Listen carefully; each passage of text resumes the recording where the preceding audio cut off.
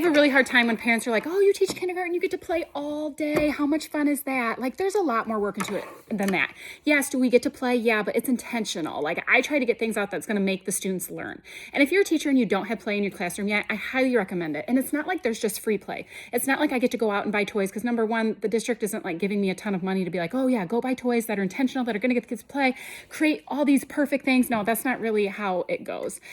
There is things that are intentional, but there's different types of play, like inquiry play, for example. It's initiated by like the children's interest, so they get to go pick what they like, but the teacher's there. So let's say they played sensory and there's rice in there, and I dyed rice different colors, okay? Like I did the whole rainbow colors. I might go over there and talk about them, about what they're feeling, about the different colors that they're seeing, and then maybe even like, what if we put two colors together? Do you think they would change color? Anything like that. So I'm getting them to discuss the different colors and also the different feelings of what it feels like. So that is like intentional. Also, free play. Now, this is the only time in your children's life, like they are learning social situations. They have to get along with others and they are learning how to socially be together. That's why I think it's so hard with like when we had those COVID babies, like during COVID, we taught them, we weren't put into social situations. They were taught to just stay away. Let's stay in the house. Let's do like, we're going to do nothing. So I think that's why those classes were very difficult, because they were not put in those social situations. So this is why play is important. You have to be with others. You have to be social. You have to talk to other kids. You have to learn to get along.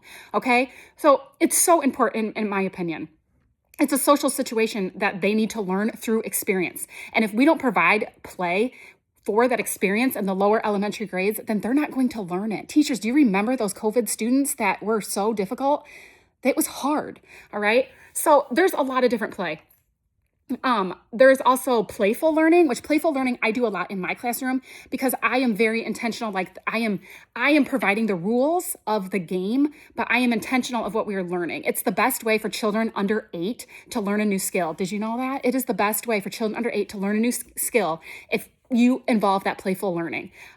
So I might start a lesson and I teach them how to do it, but then we are intentionally playing a game that goes along with it and they're playing. So I do a lot of that in my classroom. So these are just some things on play and my thoughts on play.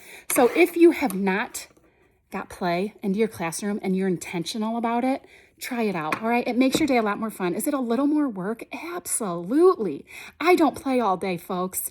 It's hard. It's hard. I have to get these kids in these situations and get them imaginative with their minds, okay? They have to step out of their world for a moment and they get to design what they're doing. And it's so good for kids. Think about the most creative people in the world.